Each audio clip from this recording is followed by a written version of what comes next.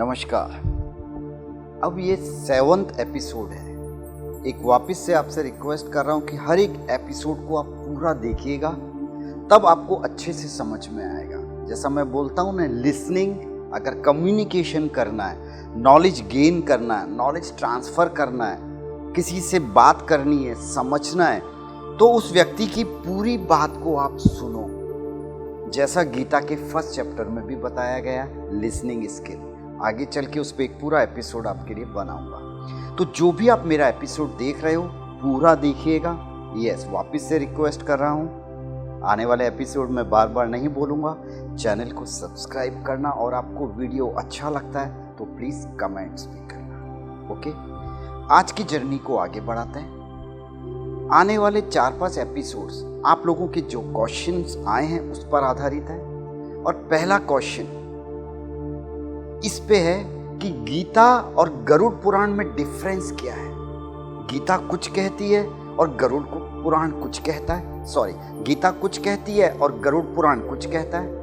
एक क्वेश्चन जो मेरे पास आया था, आप उसको सुनिए। डियर संजय प्रेम सर, मेरा ये क्वेश्चन था कि श्रीमद् भगवद गीता में ये कहा गया है कि नैनम छिदन्ति शस्त्राणि नैनम दहति पावकः न चैनम क्लेद्यंतापो न शोष्यति मारुतः। यानी कि जो अपना आत्मा होता है वो शस्त्र से छेदा नहीं जा सकता या उसे सुखाया नहीं जा सकता पवन से, या उसे आप दहन नहीं कर सकते आत्मा को। यानी कि आत्मा है जो वो अमर है।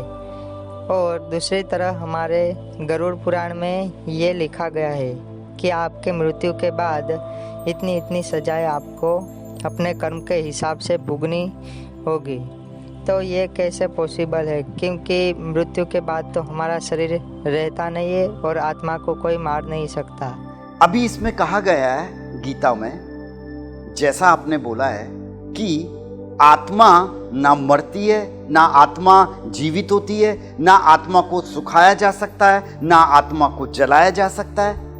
इन शॉर्ट बोलूं, सरल भाषा में बोलूं तो ना आत्मा की मृत्यु होती, ना जन्म होता है, ना उसको हम तड़पा सकते हैं, ना सुखा सकते हैं, ना जला सकते हैं। पर गरुड़ पुराण में बताया गया है कि आप मृत्यु के बाद आपने जो जो पाप कर्म किए हैं उसको आप भोगते हो, अलग अलग नरक में भोगते हो।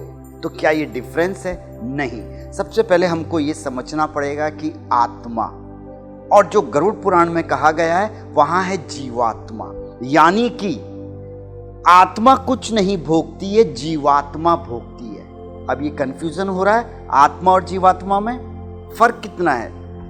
आत्मा जो प्योरेस्ट टू प्योर है, यानी जिसको हम शिवोहम भी बोलेंगे, या बोलेंगे वो परमात्मा का अंश, या वो परमात्मा आत्मा बन के हमारे भीतर रहता है।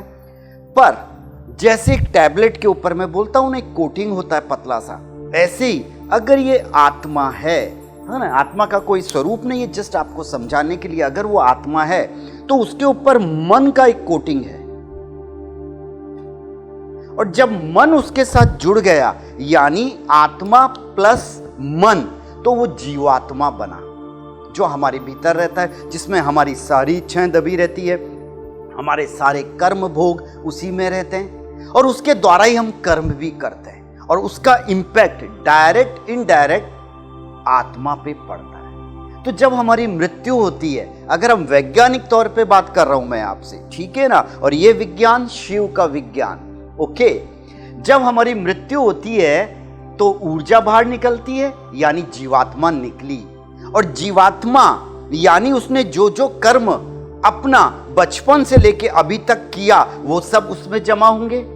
उसकी वो सारी इच्छाएं जो पूरी नहीं हुई है वो भी उस मन में रहेगी, ठीक है। उसका डर, या उसने कोई अच्छा कर्म भी किया होगा तब भी वो उसी में रहेगा।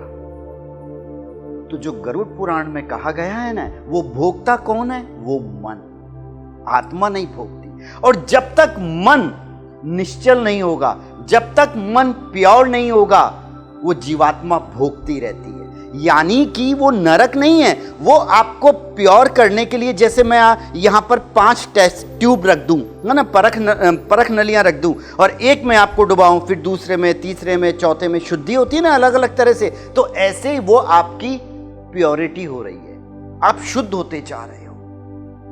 क्लियर हुआ? तो भोक्ती आत्मा नहीं है, जीवात्मा है। और जब वो सब कुछ क्लियर हो जाता है, तब फिर आपके जो भी कर्म होते हैं उसके हिसाब से आपको रीबर्थ मिलता है, या फिर आगे अगर हमको डेप्थ में जाना है तो आगे वाले एपिसोड्स में बात करेंगे। तो क्लियर हुआ?